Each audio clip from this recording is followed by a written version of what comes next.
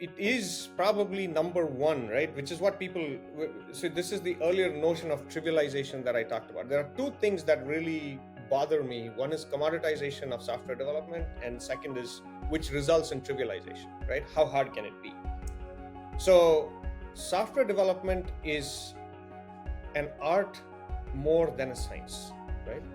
And the way I explain this to people is, you are trying to take your idea that is in your head and make a machine execute it by talking in zeros and ones.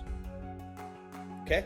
So developers are humans that do that translation from your idea into the machine with a bunch of frameworks and tools and all these things that are available as aids, but eventually that translation is done by somebody who has emotions, who has feelings, who has biases, human biases, things that they need to work with or work against, which is kind of, it's a tough thing to do, which is why the industrialized notion of software development, which is developers sit on chair, hands on keyboard, 8 hours a day, 40 hours a week, should result in X amount of output, does not work, right?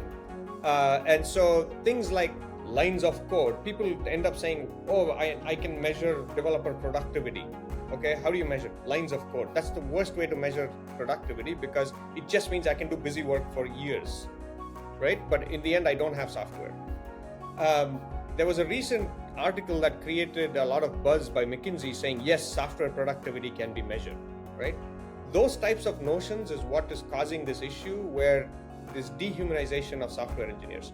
And then there's always been effort for years and decades to essentially take the developer out, right?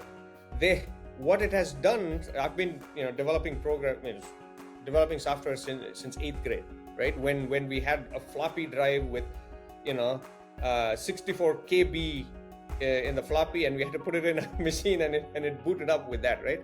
So you cannot remove developers. There are more and more tools that are coming into play, like no-code tools and low-code tools and all of that. Sounds great, but yet you need another developer who can work that tool, right? And so what is happening in the industry as a whole, because there is so much commoditization and industrialized notion of software development, is people are putting more and more tools, right? And then I love this quote, I don't know who said it, but they say, a fool with a tool is still a fool, right? So which humanizes that whole idea.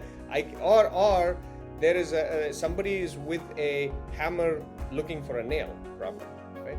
So and then if you look at the software development process, when you should ideally go from idea to software, people introduce so many tools in between, which produce vanity artifacts, everything but the software, right? A design tool exists because there's nothing better. It's because they are not able to translate their idea in a way that the developer can understand, right? But if you